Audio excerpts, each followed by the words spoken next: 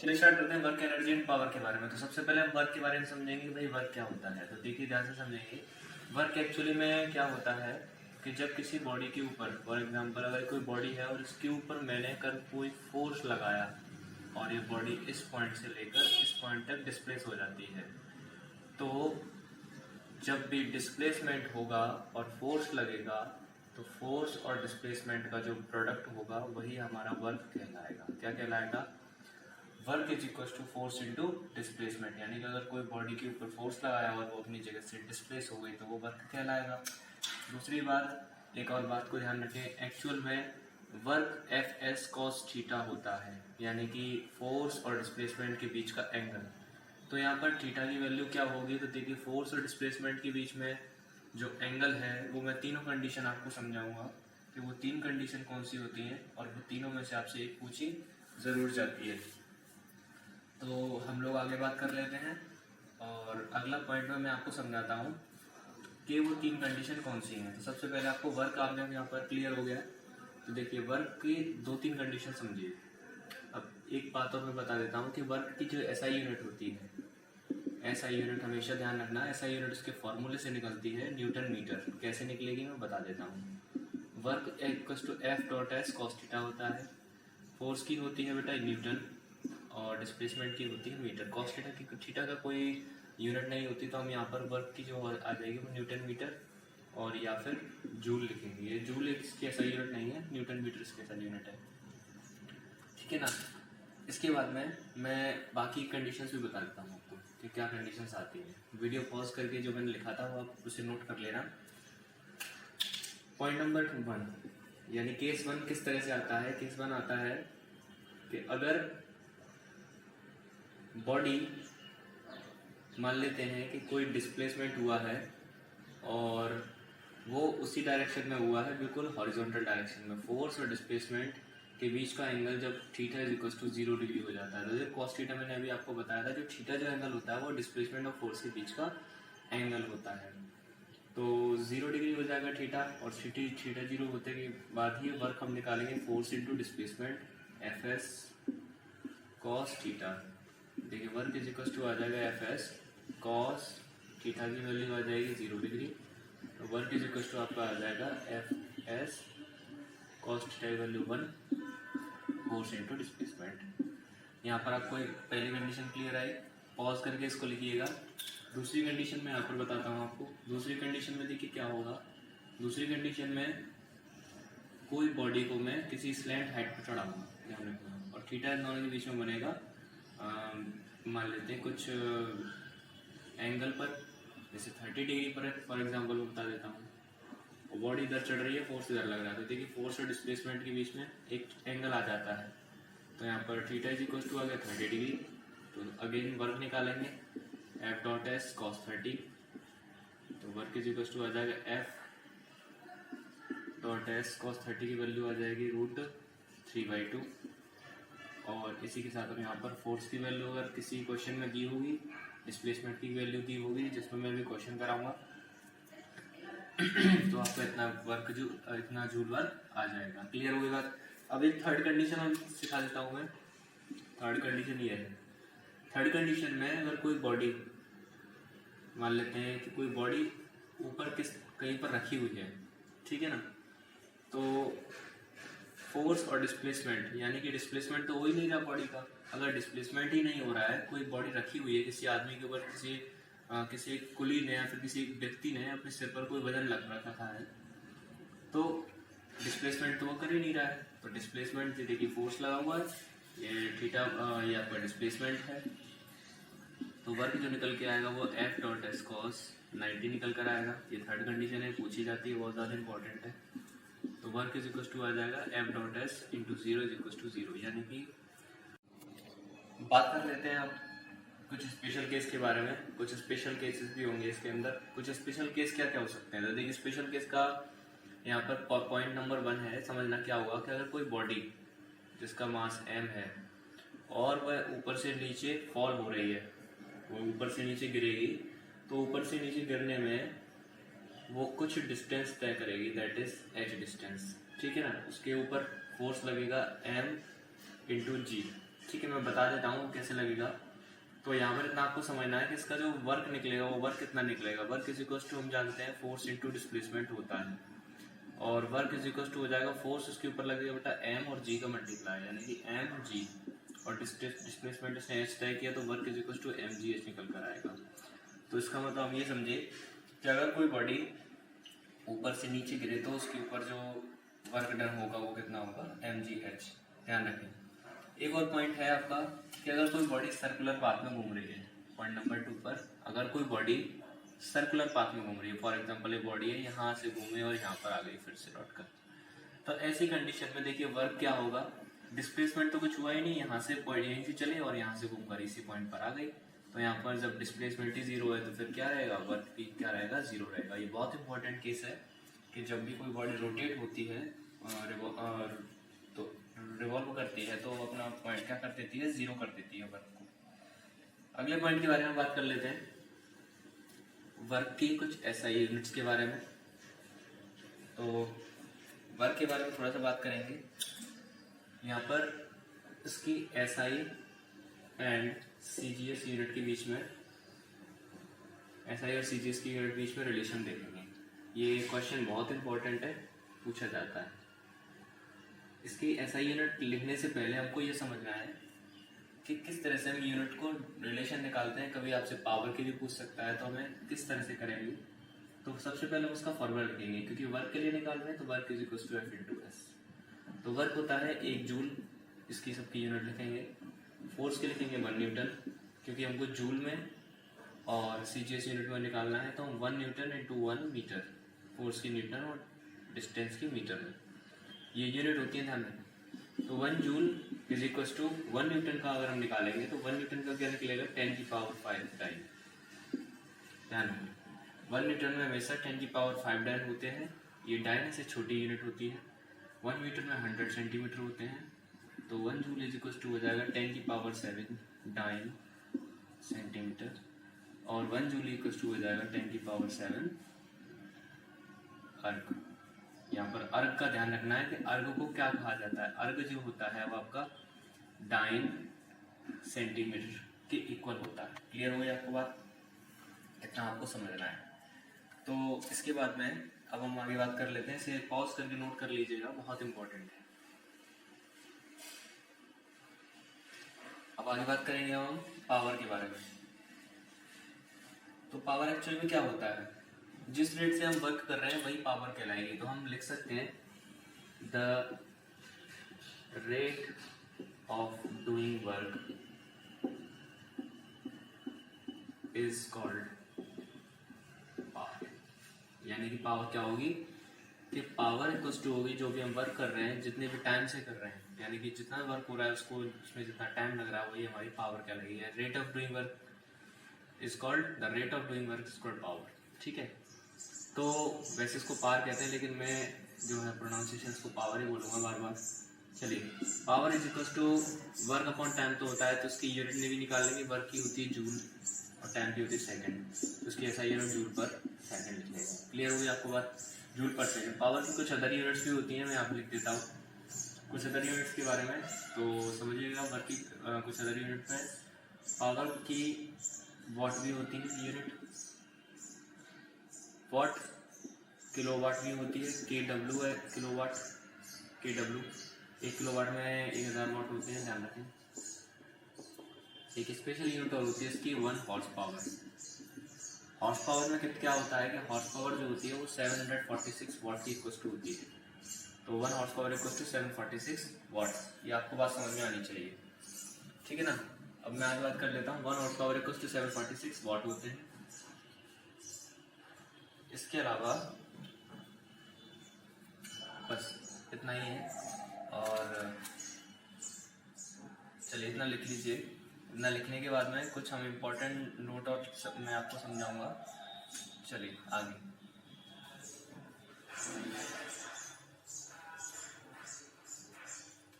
अब यहाँ पर पॉइंट आता है भाई इलेक्ट्रॉन वोल्ट। इलेक्ट्रॉन वोल्ट बहुत इंपॉर्टेंट है, ये एनर्जी की यूनिट कहलाती है, ये एनर्जी की यूनिट कहलाएगी electron volt. Electron volt, 1 electron volt किसके बराबर होता है, तो ध्यान रखें 1 इलेक्ट्रॉन वोल्ट और जूल के बीच में डिफरेंस निकालेंगे तो 1 इलेक्ट्रॉन का चार्ज इंटू 1 वोल्ट का जो पोटेंशियल होगा, तो 1 इलेक्ट्रॉन पर जो चार्ज होता है 1.6 इंटू 10⁻⁻19 कूलॉम होता है। कूलॉम किसकी यूनिट होती है? इलेक्ट्रॉन की, यानी कि किसी चार्ज की यूनिट होती है।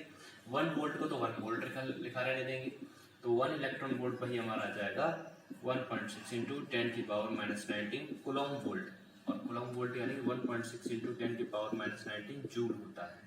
तो 1 इलेक्ट्रॉन वोल्ट और इसके बीच में रिलेशन आपको समझ में आया।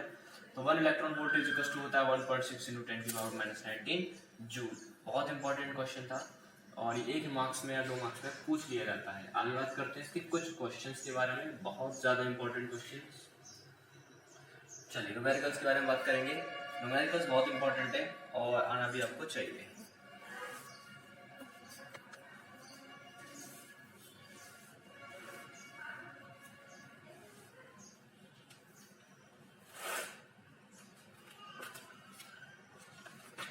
तो देखिए क्वेश्चन किस तरह के आएंगे।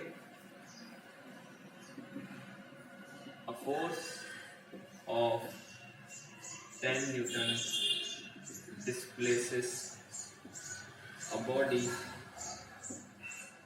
by a distance, थोड़ा आपको दिखाई नहीं दे रहा होगा, मैं फिर से रफ करके फिर से लिखता हूँ इसको।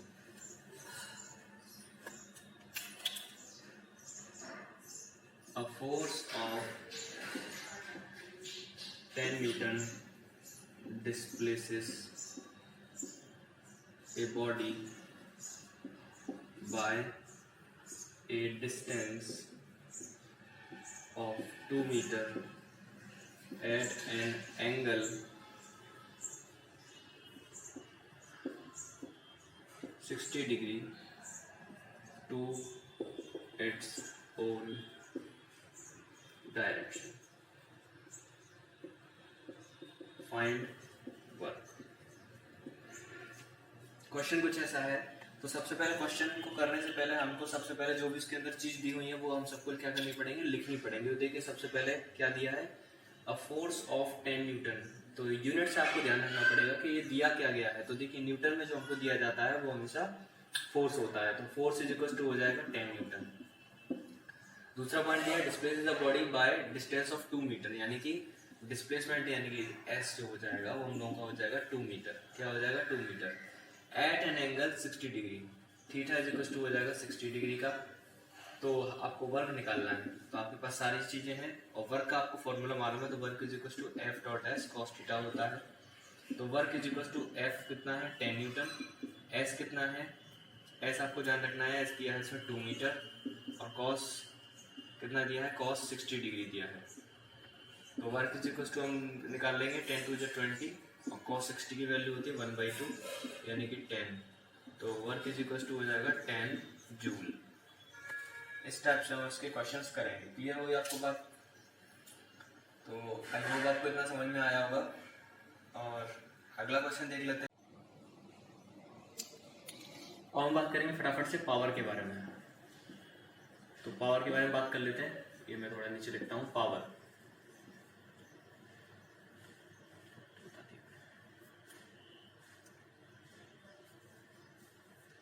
अब इसके कुछ इंपॉर्टेंट क्वेश्चंस करेंगे और वो कुछ इंपॉर्टेंट क्वेश्चंस जो पेपर में आपके पूछे जाते हैं। तो न्यूमेरिकल्स आप देख लीजिए फटाफट से। न्यूमेरिकल्स कह रहा है कि देखिए एक बॉय है जिसका मास है 40 kg, उसका मास है 40 kg और वो कुछ सीढ़ियाँ चढ़ रहा है।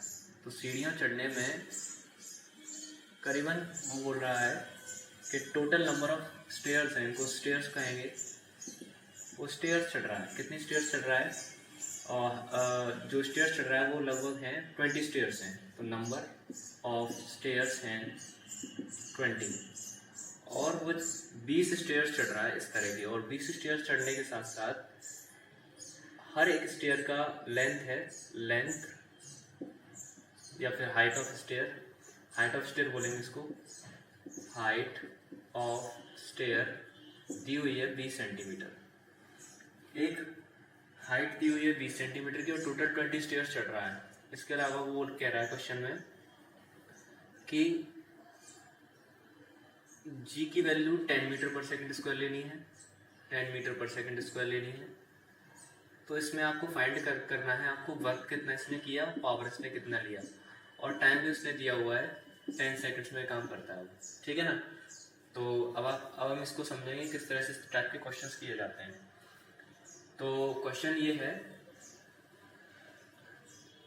वर्क निकालना है हम सबको। सबसे पहले तो वर्क निकालना, तो वर्क का फॉर्मूला हम जानते हैं, फोर्स इनटू डिस्प्लेसमेंट होता है। तो हमारे पास फोर्स है नहीं है, फोर्स भी नहीं है, डिस्प्लेसमेंट नहीं है, हमारे पास मास दिया है। एक्चुअली में वेट मान लो इसको वेट दे दो, kgf कर दो इसको। हम लोगों के पास जो वेट है, फोर्स का कुछ पता नहीं, डिस्प्लेसमेंट का कुछ पता नहीं, तो ध्यान रखें यहाँ पर जो kgf में आएगा, तो एक बात मैं आपको बता देता हूँ कि जो kgf होता है वही एक्चुअल में न्यूटन के बराबर होता है, और वही इक्वल टू फोर्स होता है। क्या होता है एक्चुअली में? फोर्स होता है। तो वर्क इज इक्वल टू हम जानेंगे फोर्स कितना होगा, इसमें 40 kgf हो जाएगा।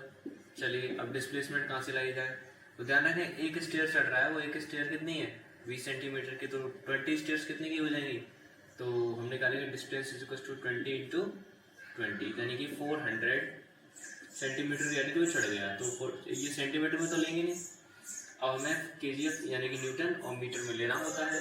तो हम क्या करेंगे, इसको 1000 से डिवाइड कर देंगे, तो आंसर हम लोगों के पास 0.4 सेंटीमीटर की जगह पे हम क्या लगा देंगे, मीटर लगा देंगे, तो यानी 0.4 सेंटीमीटर से मल्टीप्लाई हो जाएगा और आपका आंसर आ जाएगा लगभग, सॉल्व कर लेते हैं। Work is equal to 40 into 4/10 यानी कि 16 जूल का वर्क वो कर लेगा।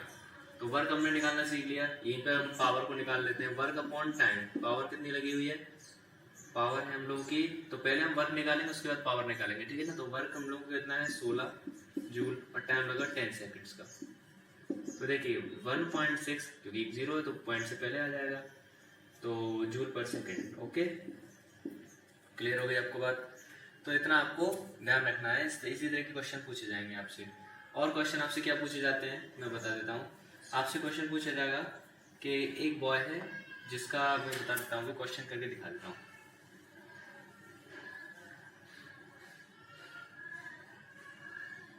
अब क्वेश्चन है आप लोगों का, मैं क्वेश्चन लिखता हूँ। A boy of mass 40 kg F climbs up a flight of 30 steps, each 20 centimeter high, in 2 minutes, and a girl of mass 30 kg does the same in 1.5 minutes. Compare work done and power, ठीक है ना। इसमें g is equal to लेना है 10 metre पर second square. इस type का हम लोगों का क्वेश्चन है। तो सबसे पहले हम लोग क्या करते हैं, इस टाइप के जब भी कंपैरिजन कराए, जब भी हमको क्या कराएगा, वो कंपैरिजन कराएगा, तो कंपेयर में क्या करेंगे, बीच में एक लाइन बना लेंगे सबसे पहले हम, ठीक है ना। बीच में एक लाइन बनाएंगे, फिर हम देखेंगे कि इसमें बोला कि boy of mass 40 kg climbs up A flight of 30 steps each 20 centimetre high, यानी कि एक लड़का है, यहाँ पर मैं बॉय लिख दे रहा हूँ, तो बॉय का जो है वो मास है 40 kg है। कितना है 40 kg, एक्चुअली केजी में दिया है, तो जब केजी में दिया हो तो उसको kgf में चेंज करेंगे, ठीक है ना। तो बॉय का जो मास है, और मास को दे रहा है 40 kg में, और गर्ल जो है उसका मास दिया है, देखिए 20 minute, girl of mass 30 kg, यानी कि 30 kg उसका मास है। क्लियर, इतना इतना दोनों का मास है। अब वो कह रहे हैं climbs up A flight of 30 steps, यानी कि हर एक स्टेप्स यानी कि सीढ़ियाँ चढ़ रहे हैं, climbs up A flight of 30 steps each 20 centimetre high. तो सबसे पहले हम क्या करेंगे, मैंने अभी आपको बताया कि नंबर ऑफ स्टेयर्स कितनी है 30, और हाइट ऑफ स्टेयर कितनी है, 20 सेंटीमीटर। तो क्या करेंगे, डिस्प्लेसमेंट निकालेंगे 30 इंटू 20 करके, यानी कि 3 2 600, यानी कि ये सेंटीमीटर में आया तो उसको मीटर में चेंज करेंगे, 1000 से डिवाइड करके, तो आपका आ जाएगा 0.6 सेंटीमीटर, सॉरी 0.6 मीटर इतना आया आपका। इधर ये भी करेंगे, गर्ल ऑफ मास इतने kilo does the same in 1.5 minute. अच्छा इसको टाइम कितना लग रहा है, टाइम इसको लग रहा है देखिए 2 मिनट, यानी वो सीढ़ियाँ 30 सीढ़ियाँ चढ़ने के लिए जो कि हर एक 20 सेंटीमीटर ऊंची है उसको चढ़ने के लिए इसको टाइम लगा 2 मिनट। इसका मास है 40 किलो, तो 40 किलो को हम चेंज कर लेंगे। तो देखिएगा मैंने आपको बताया है force is equal to mg होता है, तो ये मास है यानी 40 और g कितना है इसमें 10 लगा है तो 400 न्यूटन कर लेंगे। ध्यान रखें इसमें भी हम 330 का मल्टीप्लाई 10 से करेंगे तो 300 न्यूटन हो जाएगा। अब हम क्या करेंगे, इसकी भी नंबर ऑफ स्टेयर्स 30-20 यानी कि डिस्टेंस इसकी भी हम क्या मान लेंगे 0.6 मीटर, ठीक है ना। बस ये टाइम चेंज हो रहा है इसमें 1.5 मिनट लग रहे हैं, ठीक है। तो टाइम को भी हम चेंज करेंगे सेकंड्स में।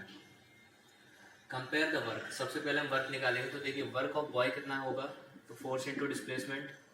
फोर्स कितना लगा इसके ऊपर 400 न्यूटन का, और डिस्प्लेसमेंट कितनी हो रही है 0.6 यानी 6/10 कर लेता हूँ। तो 0 गया, आपका आ जाएगा 4 6 24 240 जूल का वर्क कर लेगा ये। यहाँ पर वर्क ऑफ गर्ल निकाल लेंगे, तो आपका वर्क ऑफ गर्ल निकलेगा फोर्स इंटू डिस्प्लेसमेंट।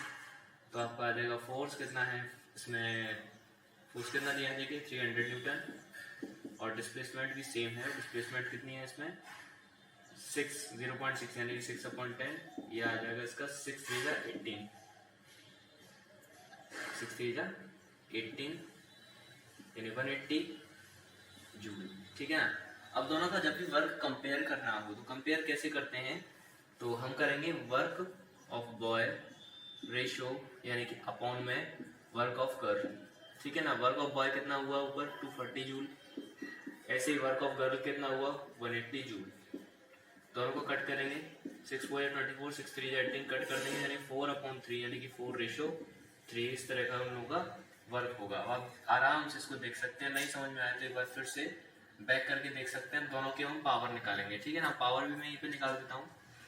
देखिए बेटा पावर इसकी कितनी होगी, power is equal to work upon time. Power कितना लग रहा है इसका, वर्क कितना हो रहा है 240 जूल, और टाइम इसको कितना लगा 2 मिनट यानी कि 60 का मल्टीप्लाई कर देंगे सेकंड्स में आ जाएगा टाइम। 6 2 या 12 120 सेकंड्स, ठीक है ना। 120 सेकंड्स इसको लगे 0 0 का 2 या 24 यानी कि 2 जूल पर सेकंड की क्या लगेगी इसकी पावर लगेगी, 2 जूल पर सेकंड की पावर लगेगी। इधर भी इसकी पावर निकाल देते हैं, पावर इसकी निकलेगी भाई वर्क अपॉन टाइम। वर्क कितना है इसका वर्क आया 180 जूल, और टाइम इसको कितना लगा, इसको टाइम जो लगेगा 1.5 मिनट यानी कि 60 का मल्टीप्लाई कर देंगे तो पॉइंट टाइम में 0 लगाएंगे, 0 से 0 कैंसिल यानी कि 15 6 जा 90, तो ये 90 आ जाएगा। 90 से 2 बार गया तो पावर इसकी भी कितनी आ जाएगी 2 जूल पर सेकंड। तो देखिए दोनों की पावर ऑफ गर्ल और पावर ऑफ बॉय दोनों की सेम आ रही है, तो दोनों का कंपेयर करेंगे तो power of boy power of girl is equal to 2/2 यानी कि 1:1। 2 से 2 बार गया तो 1:1 इसकी क्या आ जाएगी पावर। तो इस तरह के क्वेश्चन हम कर लें।